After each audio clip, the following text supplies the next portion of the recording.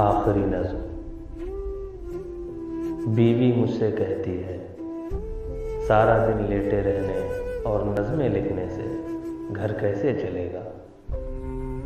نظمیں روٹیاں تو نہیں کہ بچوں کا پیٹ بھر سکیں۔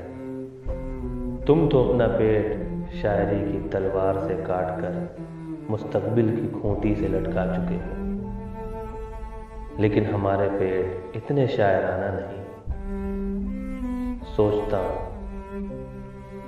سوچتا ہوں بیوی ٹھیک کہتی ہے، نظمیں تو غیب سے اتر آتی ہیں، لیکن روٹیاں غیب کے تنور میں نہیں پکتی۔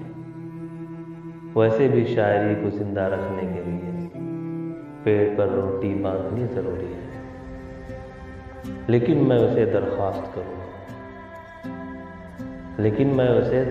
کروں گا وہ مجھے ایک نظم اور لکھنے دے۔ آخری نظم جس میں آنے والی کل کے لیے کوئی تعریف نہیں ہوگی، جس میں گزر جانے والی کل کے لیے کوئی پچھتاوا نہیں ہوگا، جس میں آج کے کسی دکھ کا ماتم نہیں ہوگا۔